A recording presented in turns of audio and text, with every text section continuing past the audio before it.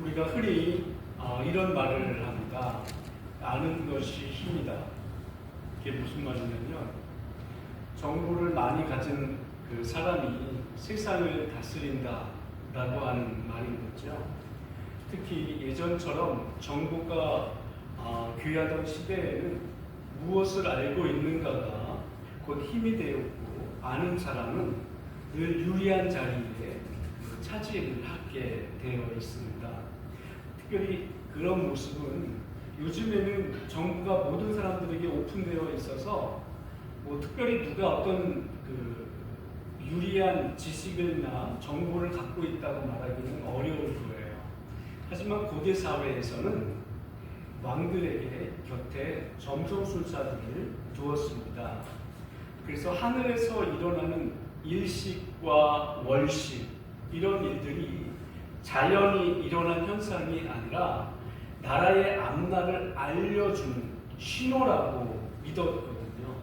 그래서 점성술사들은 별과 해와 달, 이런 움직임을 살피면서 왕에게 알려주었습니다. 그래서 앞으로 농사가 잘 된다든지, 그리고 전쟁이 일어날 거라든지, 아니면 홍수가 일어나게 될 것이라든지, 이런 부분들을 나름대로 어떤 그 별이나 이런 부분들을 보면서 왕에게 알려줍니다.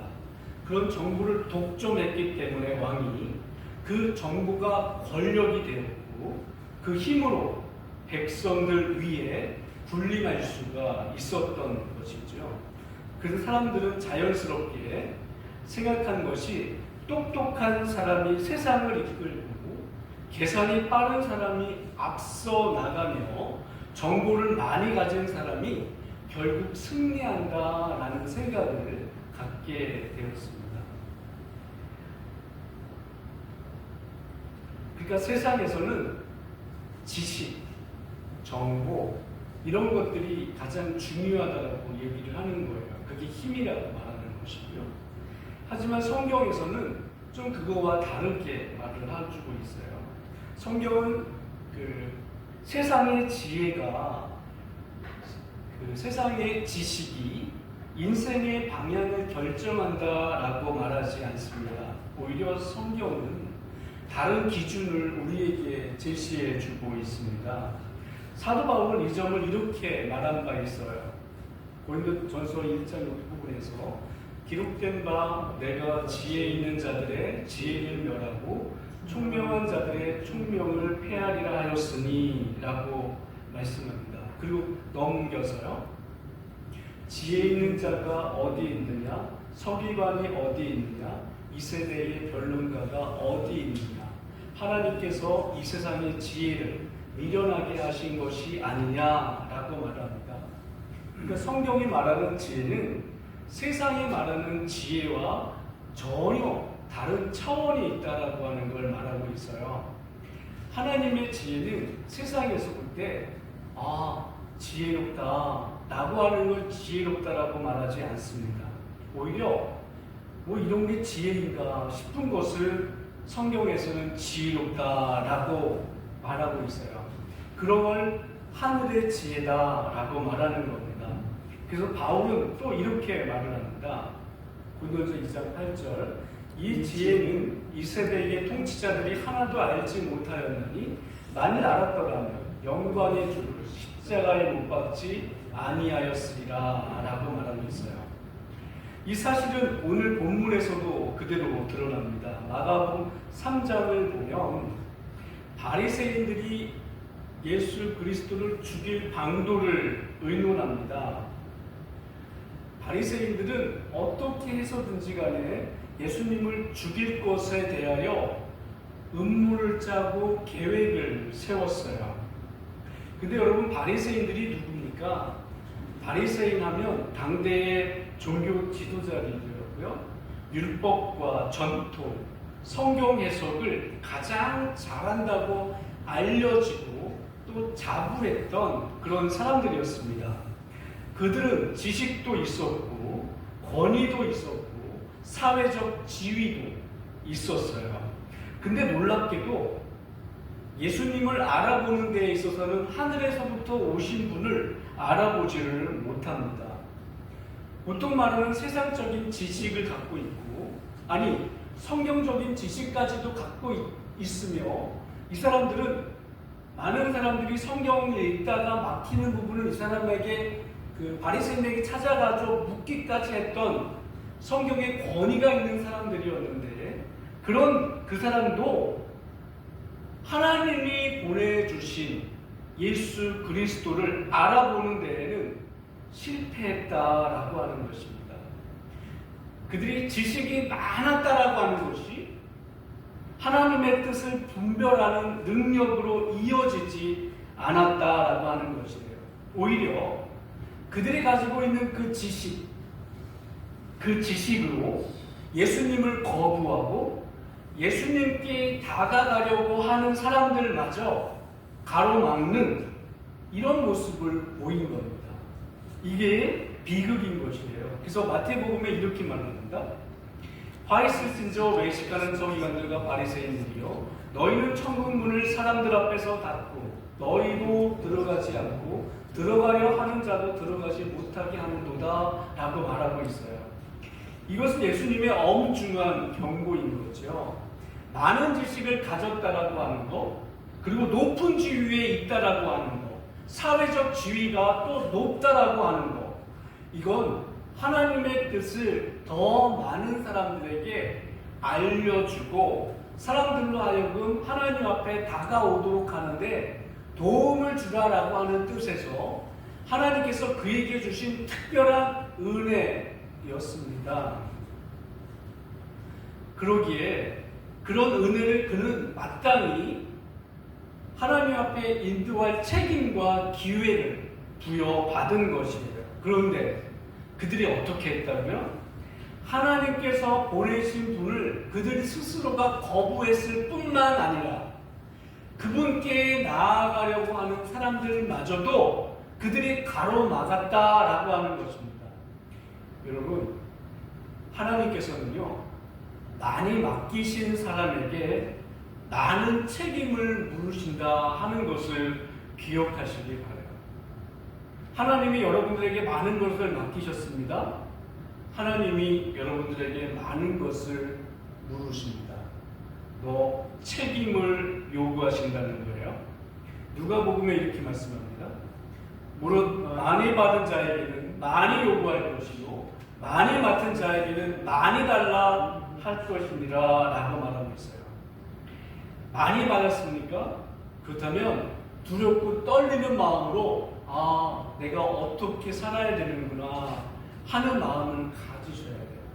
그게 하나님께서 많이 준 사람에게 찾으시는 것이기 때문에 그렇습니다. 많은 재물이 있으십니까? 많은 은혜를 받으셨습니까? 많은 은사가 있으십니까? 아니면 더 사람들보다 좋은 여건 가운데에 있으십니까? 두렵고 떨리는 마음으로 하나님이 더 많이 요구하실 것을 생각하며 내가 어떻게 이 받은 은혜를 감당할까 생각하시기 바랍니다. 그래서 야고보서에서는 이렇게 말합니다. 내 형제들아, 너희는 선생된 우리가 더 큰 심판을 받을 줄 알고 많이 선생이 되지 말라 라고 말씀하고 있는 것이에요. 그러하기에 많이 받은 것이 은혜고 감사하지만 책임 없이 그냥 이거 내가 노력해서 얻은 줄 알고 제 멋대로 하게 되면 하나님 앞에 책망을 듣는다 하는 사실입니다. 그래서 하나님께서 맡기신 은혜가 헛되지 않도록 여러분 하나님 앞에 서서 살아가시기를 바랍니다. 반면에 예수님을 따르던 사람들은 누구입니까? 본문은 갈릴리에 큰 무리가 따랐다라고 얘기합니다. 세상의 눈으로 보면 가진 것도 없고요, 내세울 것도 없는 사람들이에요. 그래서 중심에서 밀려난 사람들입니다. 바리새인들과 비교해 보면 이들은 한 선상에서 놓고 봤을 때 마치 부자와 거지 나사로처럼 비교조차 할 수 없는 그런 사람이에요. 비교 자체가 안 되는 거죠. 근데 놀라운 일이 벌어지는 것은 그들이 예수님께 나아옵니다. 왜 그럴까요? 이들은 바리새인과 비교해 봤을 때 부족함이 많은 사람들인데 이들이 예수님께 나아갑니다. 외적인 조건으로 이런 일이 일어나지 않는다라고 하는 것을 보여주는 거예요. 이게 하나님의 신비입니다. 마태복음 11장에 보면 이렇게 말하고 있어요. 그때 예수께서 대답하여 이르시되 천지의 주제이신 아버지여 이것을 지혜롭고 슬기 있는 자들에게는 감추시고 어린 아이들에게는 나타내심을 감사하나이다 라고 말씀하고 있습니다. 지혜로 가득 찼다고 여기는 사람들에게는 감추어지고 아무것도 내세울 게 없는 사람들에게는 드러나는 것, 이게 하나님께서 일하시는 방식이에요. 여러분이 오늘 하나님을 아는 지식을 갖게 된 이유도 바로 여기에 있는 겁니다. 우리가 하나님을 알게 된 건 세상의 지혜가 뛰어나서가 아니라 인간의 이성으로 또 하나님을 계산해냈기 때문도 아니라 우리가 하나님의 은혜로 하나님을 아는 지식을 알게 되었다라고 하는 사실이에요. 바로 그 은혜를 통해 성경이 단순한 종교 서적이 아니라 하나님의 말씀이라는 이 사실을 또한 깨닫게 되는 것입니다. 만일 성경이 인간의 생각으로, 인간의 계산으로 충분히 가늠이 가능한 정도라고 여겨진다면, 그래서 세상 논리로 성경을 다 잣대로 재듯 가능하다면 그거는 더 이상 하나님께서 내려주신 성경이라 말하기 어려운 것이지요. 그거는 인간의 사상이다라고 말하는 게 맞을 것입니다. 성경은 언제나 인간의 생각을 넘어서거든요. 그래서 우리는 고백하게 되는 게 이 말씀이 사람이 만든 말이 아니구나 라고 하는 것입니다. 그래서 사도 바울은 하나님의 일하심을 이렇게 말한 바 있어요. 하나님의 어리석음이 사람보다 지혜롭고 하나님의 약하심이 사람보다 강하니라 라고 말씀합니다. 여기서 말하는 하나님의 어리석음이란 여러분 무엇일까요? 정말 하나님이 어리석다라고 하는 말일까요? 아니죠. 사람의 눈으로 볼 때 어리석어 보이는 것, 하나님의 방식, 그거를 우리는 어리석어 보여서 어리석다라고 말합니다. 여러분, 그게 뭐가 있을까요? 하나님의, 우리가 볼 때 하나님의 행하심 중에서 어리석어 보이는 게 뭐가 있다고 보이세요? 십자가입니다.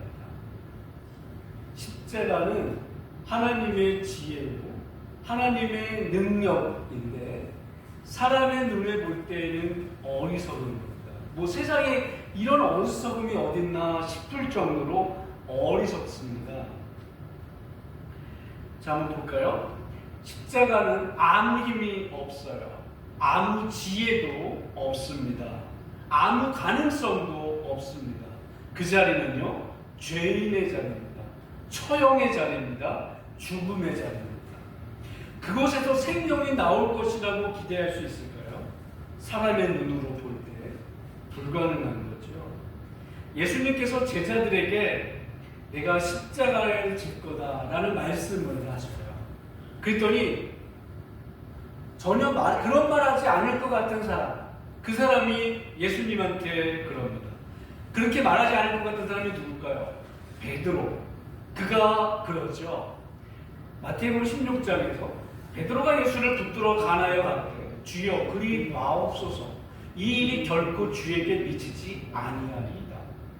이어서요, 예수께서 돌이키시며 베드로에게 이르시되 사단아 내 뒤로 물러가라. 너는 나를 넘어지게 하는 자로다. 내가 하나님의 일을 생각지 아니하고 도리어 사람의 일을 생각하는도다 하시고 라고 말씀하고 있어요.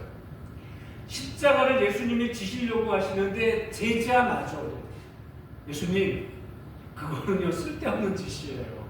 왜 예수님이 십자가를 지십니까? 지지 마세요 라고 말리는 장면인 것이죠. 제자마저도 말려할 정도로 이 일은 수치스럽고 참혹한 것이었거든요. 결코 자랑할 만한 것이 되지 못했던 겁니다. 그런데 바로 그 십자가를 예수님께서 다른 의미로 이제 말씀하십니다. 사도 바울의 증언을 통해서 들을 텐데 이렇게 말합니다. 십자가의 도가 멸망하는 자들에게는 미련한 것이요 구원을 받는 우리에게는 하나님의 능력이라 라고 말씀하고 있어요. 같은 십자가를 바라봅니다. 근데 어떤 사람에게는 미련함으로 보이고 또 어떤 사람에게는 하나님의 능력으로 보이는 거예요. 왜 그럴까요? 십자가는 인간의 마음으로, 인간의 눈으로 해석하게 되면 예수님께서 그것처럼 어리석은 선택을 한 거가 없는 것입니다. 아니 가지신 능력 가지고 안전뱅이를 일으키시고 죽은 자를 살리시며 안 못 보는 소경을 눈뜨게 하시고 귀신을 내어주시는 그 능력, 그 능력에서 그 예수님을 향하여 십자가에 못 박는 그들에게 그냥 손 한 번만 확 휘두르면 그들이 다 쓰러져 버리고 죽어 자빠져 파는데 아무런 능력도 발휘하지 않으시는 예수. 왜 예수님이 그러실까? 이런 미련스러운 부분이 없는 것이지요.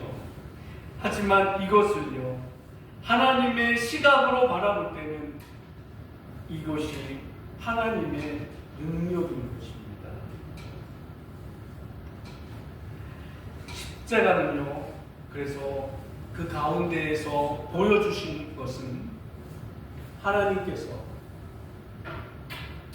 십자가를 통하여 하나님의 공의와 하나님의 사랑을 구체적으로 또한 보여주신 그 은혜의 자리였던 것이에요. 우리는 몰랐죠. 아니 예수님이 십자가에 못 박혀 죽으시길래 끝이라 생각했고 더 이상은 예수님이 등장하지 않을 것이라고 여겼습니다. 안 그렇게 여긴 사람은 없었습니다. 제자들마저도 다 고향으로 낙향하여 더 이상 예수라는 사람이 있었는데 그 사람은 글쎄 죽었어 하면서 엠마오로 가던 제자들이 얘기하는 것을 예수님이 들으시잖아요. 근데 하나님께서는 그 사람들의 실패한 자리라고 여겼던 그 자리에 하나님께서 보여주시는 구체적인 자리, 하나님의 공의와 하나님의 사랑을 명확하게 그 자리에서 보여주고 계시는 거예요. 하나님의 공의를 보여주셨다라고 하는 것은 죄악에 대하여 내가 죄를 이렇게까지 싫어하신다라고 하는 것을 하나님의 독생자 예수님을 십자가에 못 박혀 죽이심으로 봐라. 나는 죄라는 걸 결코 가볍게 여기지 않아. 죄에 대해서 너희들 두렵고 떨어라. 나는 죄를 이렇게 다루는 하나님이다. 우리는 그 모습을 보면서 죄는 모양이라도 취해서는 안 되는구나 하는 것을 그 장면을 보고 배우는 겁니다.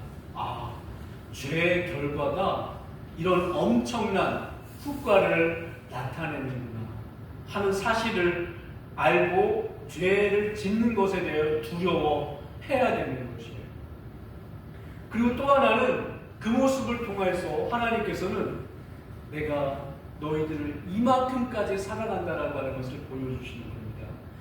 내가 나의 독생자 너희들이 예수 그리스도라고 부르는 그 예수를 죽이면서까지 너희를 구원한다. 내가 가장 사랑하는 독생자를 죽이시면서 너를 구원한다니까 그게 내 사랑이야 하고 하나님께서 우리에게 알려주시는 겁니다. 그래서 우리는 예수님의 십자가를 보면서 하나님께서 우리를 향한 그 사랑이 어디까지인가, 도대체 하나님의 사랑이 어디까지인가를 발견하는 것이에요. 그래서 그러잖아요. 하나님께서 독생자를 우리한테 주셨는데 더 이상 너희들한테 못 줄 게 뭐가 있냐? 내가 줄 거 너희한테 다 줬다니까. 너희들이 구하라. 내가 너희한테 아들까지 줬는데 너희 어떤 것도 난 너희들한테 다 줄 수 있다 라고 말하잖아요. 그게 예수 그리스도의 십자가입니다. 예수님 편에서는 그건 하나님 편이시고요. 예수님 편에서는 예수님이 십자가를 지셨어요. 지셔서 내가 죽음의 불구덩이 가운데 들어가서라도 너희를 구원하겠다. 예수님이 얼마나 우리를 사랑하시는지, 예수님이 당신의 몸을 죽음이라고 하는 처참한 참혹한 그 죽음의 형장의 이슬로 사라질지언정 너희를 구원해내겠다. 그것이 예수님께서 우리에게 베푸신 십자가의 사랑인 것이죠. 그래서 우리 십자가를 보면서 사람들은 참 어리석다.